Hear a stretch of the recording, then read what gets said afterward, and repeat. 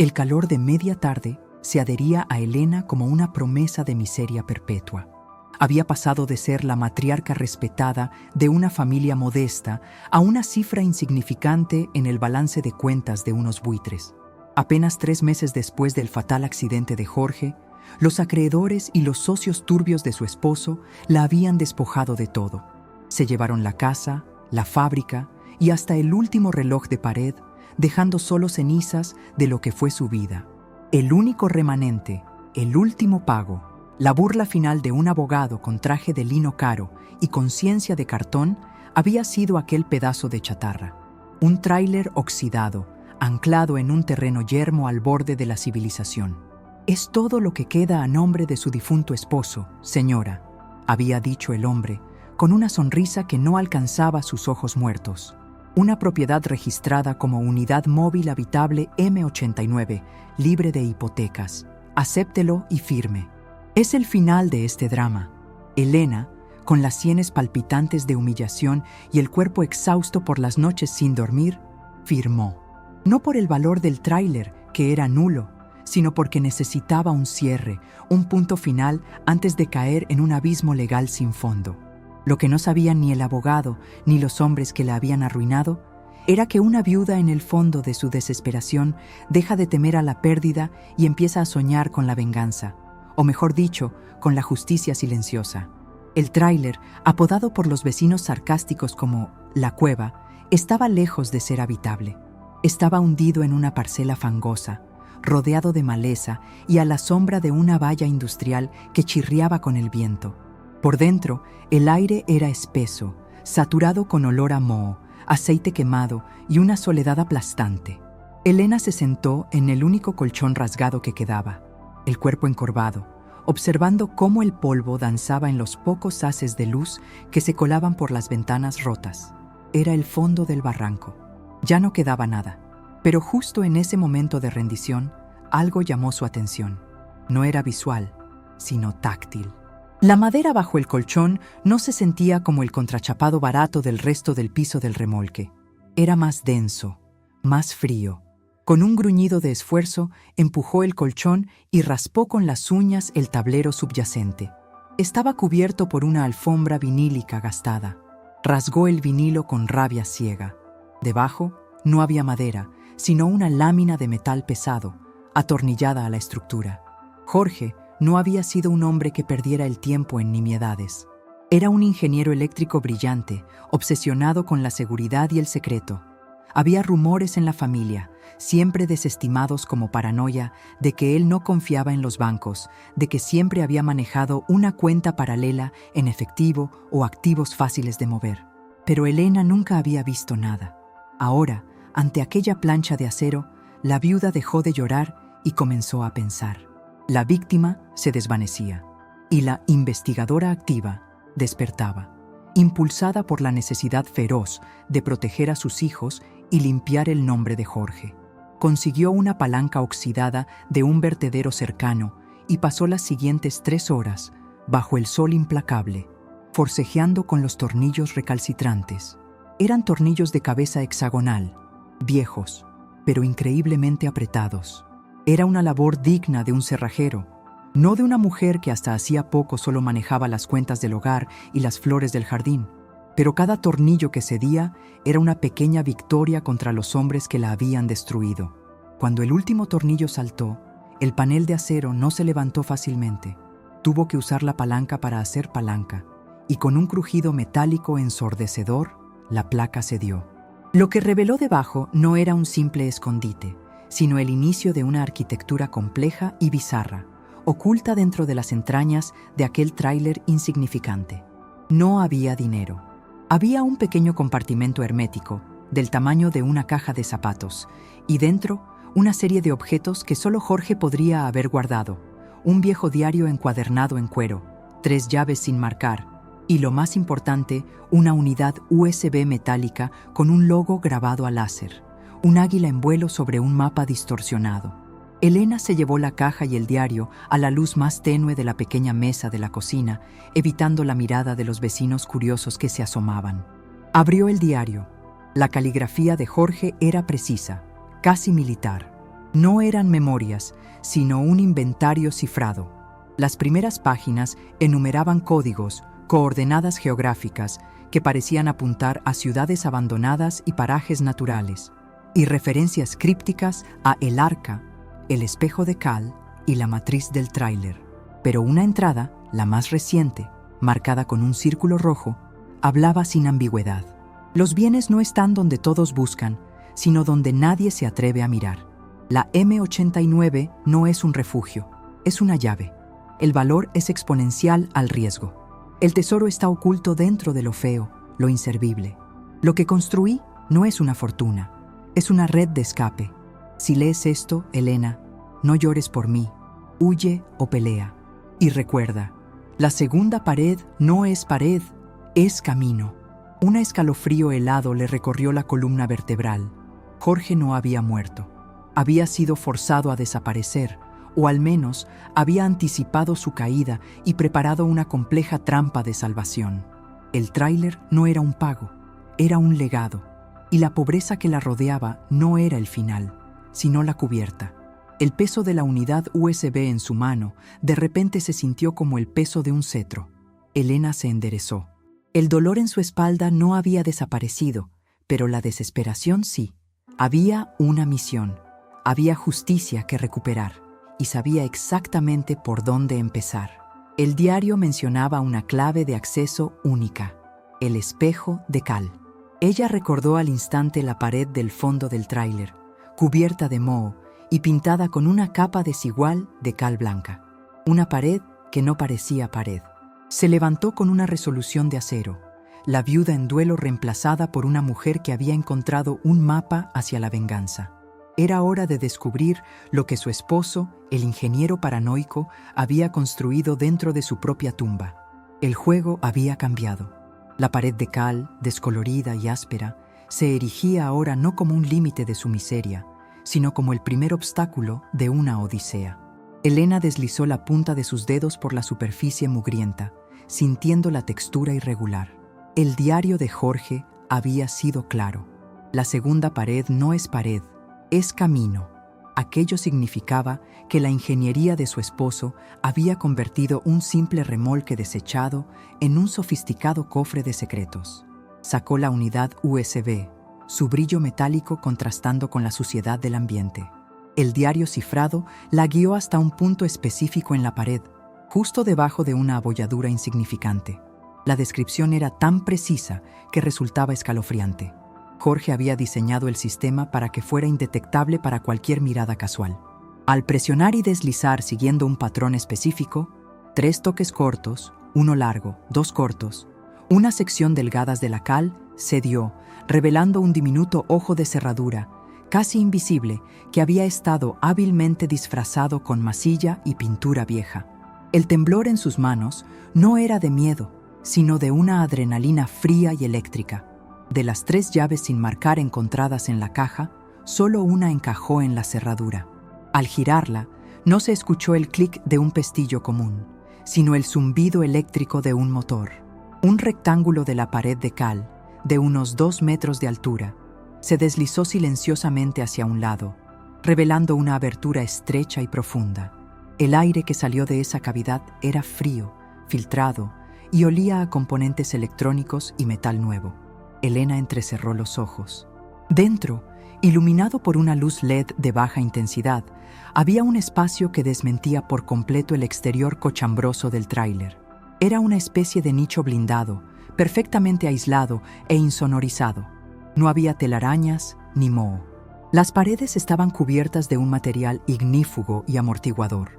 En el centro de este microcentro de operaciones se encontraba una mesa de trabajo plegable y sobre ella un monitor ultradelgado con teclado, un pequeño servidor y una serie de cables organizados con la precisión obsesiva de un ingeniero.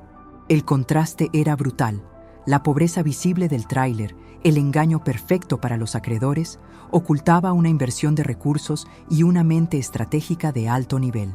El tráiler no era un refugio, era una fortaleza digital. La viuda, ahora la investigadora, entró con cautela. Sus dedos rozaron el teclado y sintieron el frío del monitor. El diario había dejado instrucciones sobre cómo proceder, un protocolo de seguridad que debía seguir al pie de la letra, pues el sistema se autodestruiría si detectaba un acceso no autorizado. Insertó la unidad USB en un puerto específico del servidor. Inmediatamente, la pantalla cobró vida con un mensaje en fuente minimalista, blanca sobre negro. Protocolo ARCA, activado. Bienvenida, Elena. El juego continúa. Aquel breve saludo de su esposo, desde más allá de la tumba, golpeó a Elena con una ola de emoción que tuvo que reprimir con fuerza. Este no era el momento para el duelo, era el momento para el entendimiento. El sistema se desbloqueó, revelando una interfaz de usuario increíblemente compleja y protegida. Lo primero que mostró fue un documento titulado El espejo invertido, la red de recuperación silenciosa. El documento explicaba la verdad sobre la ruina de la familia. Jorge, sospechando que sus socios y el bufete de abogados estaban planeando un fraude masivo para despojarlo de su principal activo, había fingido una bancarrota total. El accidente, Elena lo comprendió con horror y alivio. Había sido una distracción, o quizás un atentado que él había previsto y eludido. Él había sacado todos los activos valiosos de la empresa, no en efectivo voluminoso, sino en criptoactivos de difícil rastreo, participaciones en startups extranjeras no registradas en los balances de la compañía, y lingotes de oro certificados depositados en lockers de alta seguridad repartidos por Sudamérica. La clave del plan era la unidad móvil M89. Al ser considerada chatarra sin valor, nadie la buscaría, y al estar legalmente a nombre de Jorge, era el único bien que los acreedores no podían reclamar fácilmente sin desatar una larga y pública batalla legal, lo cual no convenía a sus oscuros intereses.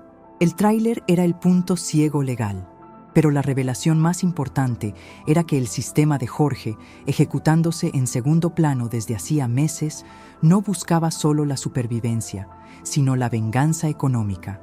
Había recopilado pruebas irrefutables, registros de transacciones, correos electrónicos cifrados y grabaciones que demostraban la conspiración y la estafa. El tesoro, leyó Elena, no es el dinero, sino la palanca. Utiliza la data matriz para la inversión silenciosa.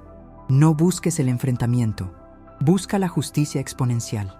El sistema tenía 3 funciones principales: monitor de amenazas, una ventana que mostraba las ubicaciones actuales y las transacciones de los 3 principales buitres que la habían despojado, bóveda criptográfica, el acceso a los activos dispersos, data matriz, un conjunto de archivos cifrados, listos para ser liberados a las autoridades fiscales y judiciales correctas, en el momento preciso para causar el máximo daño legal a los conspiradores. La viuda, sentada en aquel búnker improvisado y brillante, con el hedor de un tráiler abandonado como única fachada, sintió el peso de la autoridad. Ya no era una mujer vulnerable que dependía de la misericordia de otros. Tenía una red, una fortuna invisible y una lista de objetivos. La víctima había muerto en el asiento de aquel tráiler oxidado. Ahora era la ejecutora silenciosa de la voluntad de su esposo. Siguiendo las instrucciones, Elena tecleó el comando para ejecutar la primera fase de la inversión silenciosa, la transferencia de una pequeña cantidad de criptomonedas a una cuenta bancaria anónima en el exterior, suficiente para su manutención y la de sus hijos por meses, sin dejar rastro para los sabuesos financieros. La pantalla mostró un éxito silencioso. La noche cayó sobre el tráiler y para el mundo exterior, la viuda desamparada se acurrucaba en la chatarra. Pero por dentro, la luz azul del monitor proyectaba sombras danzantes sobre su rostro. Un rostro que ahora reflejaba una intensa concentración y una renovada sed de justicia. El camino bizarro que Jorge había construido no solo la salvaría, sino que la convertiría en el fantasma que desmantelaría a sus enemigos desde la oscuridad de su propia y humilde tumba móvil.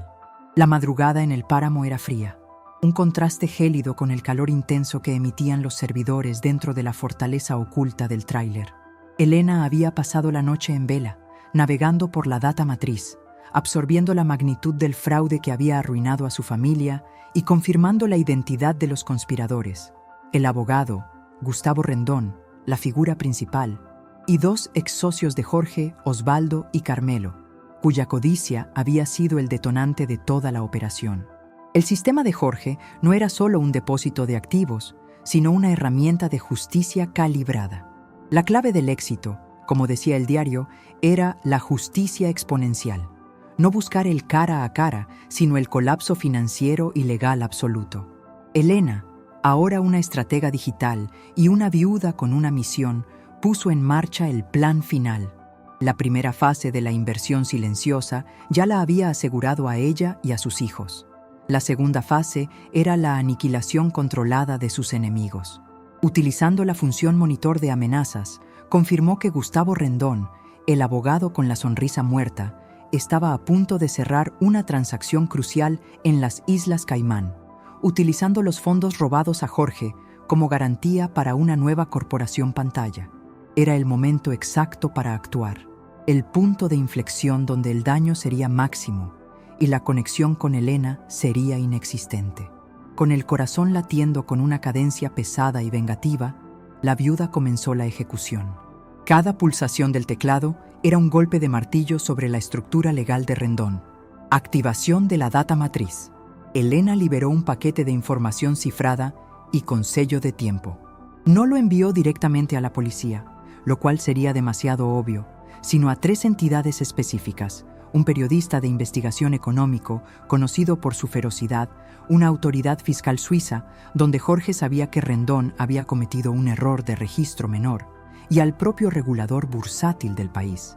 El envío fue programado para ejecutarse en 40 minutos, justo cuando Rendón estuviera firmando los papeles en Caimán. Inversión de activos. Utilizando las coordenadas crípticas de Jorge, Elena accedió a la bóveda criptográfica. No retiró el dinero, sino que lo usó de forma ingeniosa. Ejecutó una serie de ventas masivas y compras rápidas y coordinadas, provocando una volatilidad extrema en las acciones de la corporación pantalla que Rendón estaba a punto de adquirir. Fue un ataque relámpago, un pump and dump a la inversa que evaporaría la liquidez de su operación. La intención no era robar, era dejar a Rendón sin respaldo en el momento de la firma. El espejo de Cal Sierra. Una vez ejecutados los comandos, Elena accedió a la última sección del diario de Jorge, marcada como Protocolo de Olvido. Las instrucciones eran claras. Si la misión era completada, el tráiler debía desaparecer. No por combustión, sino por absorción. 30 minutos después de iniciar la secuencia, el teléfono móvil que había comprado con parte de la primera transferencia silenciosa vibró. Era una noticia de última hora, un titular dramático que rompía con la monotonía de la prensa económica. Pánico bursátil, misteriosa venta masiva. Hunde garantías de abogado Rendón en medio de operación transnacional. El artículo mencionaba la paralización de la transacción en Caimán y el inicio de una investigación por fraude fiscal a gran escala, impulsada por fuentes anónimas y documentos detallados. La justicia silenciosa de Jorge, ejecutada por Elena, había golpeado con precisión quirúrgica. Ella se recostó en la silla de oficina improvisada. Sus ojos, que habían visto el dolor y la humillación, ahora reflejaban la calma del deber cumplido. Había transformado un objeto de burla en la sede de su venganza, y una situación de pobreza extrema en una posición de poder y seguridad financiera inquebrantable para su futuro. Era hora de cerrar el capítulo.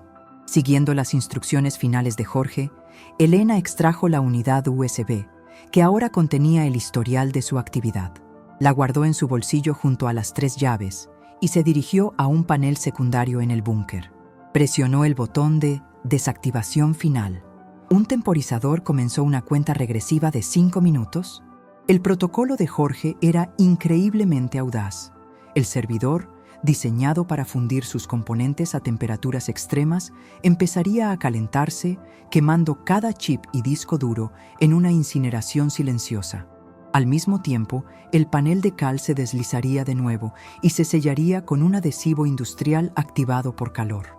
El tráiler regresaría a ser lo que parecía, una vieja unidad móvil sin valor, sin rastro de su secreto.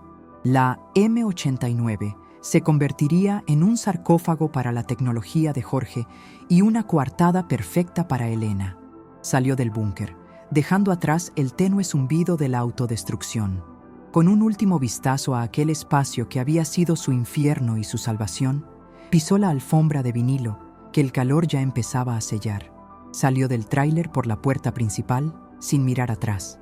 El sol ya asomaba, prometiendo un nuevo día, no de miseria, sino de autonomía. Dejó el tráiler anclado en el páramo. Cuando el abogado Rendón y sus socios cayeran en las redes de la justicia, intentarían encontrar el remanente de Jorge, la supuesta última propiedad. Encontrarían solo un pedazo de chatarra oxidada, un objeto inútil, con una plancha de metal debajo de un colchón y una pared de cal completamente sellada. Nunca sabrían que aquel lugar bizarro había sido el centro de su aniquilación.